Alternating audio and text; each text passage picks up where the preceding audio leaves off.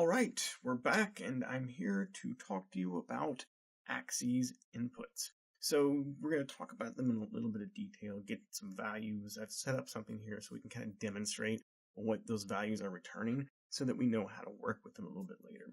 So what I have here is a cube with script on it, and in that script I've got this GUI texture object that I'm just applying text to so we can see the value in the screen here. And I've got a move script. And that move script is basically going to show us how to connect the value of the axis to any other value. All right, so what I've done here, let's just bring this up, just a couple lines. Now this move multiplier here, this is just so I can slow down the movement of the cube, just so it'll stay on the screen. So that basically allows me to multiply or divide by a certain amount. And this GUI text, it's a game object based on a text object, so I can put a readout parameter on the game screen as an overlay. And let's just scroll down here. Don't worry about this, it's been commented out for a reason. We have 2 lines of code in update. Now our first line here is transform.translate, and just like we did in the previous one, I'm just going to type in this.transform. This basically says whatever object that I have this attached to, and if I don't have an object, if I'm calling up a transform, I want to know that it's coming from the object that the script is attached to. Alright, now this here, and I'm going to comment it, says moves the object based on the horizontal axis. Now when I say input.getAxis, I'm asking for one of Unity's internal virtual axes. We can get mouse movements independently directly from the device, but I highly suggest using the input manager in Unity because it's so much easier to work with. Alright, then I also had this axis value.text. Axis value is our text object, and .text is the attribute that's actually going to read the string value, which is the text. And so I'm converting this axis, get axis horizontal, is returning a float value to me, and here I'm just converting it to a string so we can see it on the screen. Alright, now so what this is going to report, or this is going to return a value of the float of the axis, the y-axis, or excuse me, the x-axis of, let's go to our input editor. And I've called up horizontal, so these are the parameters that are going to be reflected and returned to me when I'm asking for them.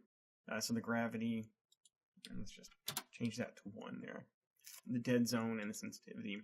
All these things in my positive and negative buttons are left and right, and A and D, respectively.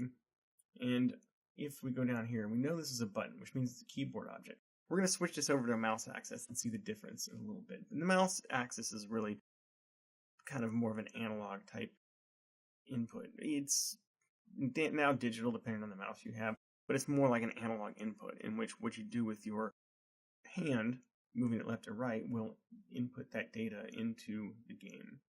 So as it is, select our object here, we're saying that when I press the right arrow key, that the value will go higher to a value of the range, or if I press down the left arrow key, the value will go lower based on my range. And the range right now is -1 to 1. So let's go ahead and hit play. Okay, the game is evaluating now, right? And this axis value is 0. Why? Because I don't have anything going on. I'm not touching the pad in any way, or the keyboard, or the mouse. Now if I press on the right arrow, you'll see the value go up. Now the cube is going to go flying off the screen. The reason why is because it's receiving its movement values from the right arrow key, but the movement values are offset from its original position. So if you can look at the axis, the value of the axis, as I press and hold down on the right arrow key, it starts moving towards 1. Now when it gets to 1, it stops. Why? Because that's the end of the range, because we have a -1 to 1 range for our axis. If I press on the left arrow key, it'll go from 0 to -1. And notice when I lift off that key, you see how it flips back to 0? Okay, well that is our gravity. How fast it goes back there is dependent on how high that gravity value is. And that gravity value also controls how fast it reaches the end of its range after holding down on one of the keys. that are part of the axis. Okay, so I'm going to stop this, and what I'm going to do here is this move multiplier. I'm dividing by this to get the offset value of the movement of my cube. What I'm going to do is I'm going to say, let's say maybe 20. The higher this goes, the slower the cube moves. So now I'm going to press down. And you can see the cube moving. And notice if it's at 1, it should move at a steady rate, but as it gets to 1, it should increase the speed at which it moves. But you'll notice when I let go that the axis goes to 0, but the cube stays where it is. And that's actually a really important thing because the cube is getting its values offset from wherever it was originally when I hit the button. So the axis value, it's kind of like a dial. It goes all the way up to 1 as you're holding down one of those keys, or -1. And then when you stop, it goes back to 0. So the input resets itself to 0 based on a certain rate. The cube, however, does not return to 0. In order to get that cube to return to the 0 point, I would have to add some extra code in that says, okay, if I'm not hitting one of these keys, slowly move it back to 0. Or I would have to make its translate x equal to the value of the input, which is possible to do. But the important thing is to understand the values that are getting returned from the axis. Now let's go ahead and turn that off.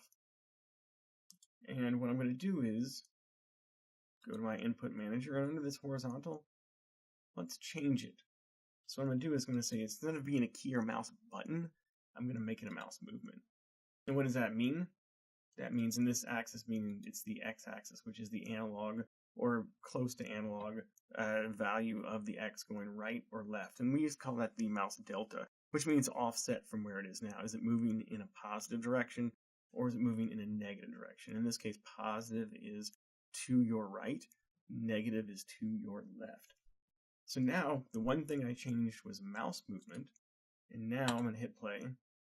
And as I move my mouse, you see how it's changing those values?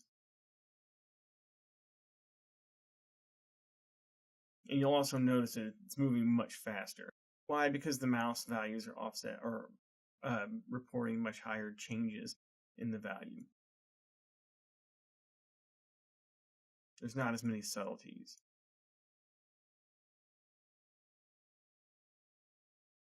But you can see that changing that allows us to use the mouse as a movement input.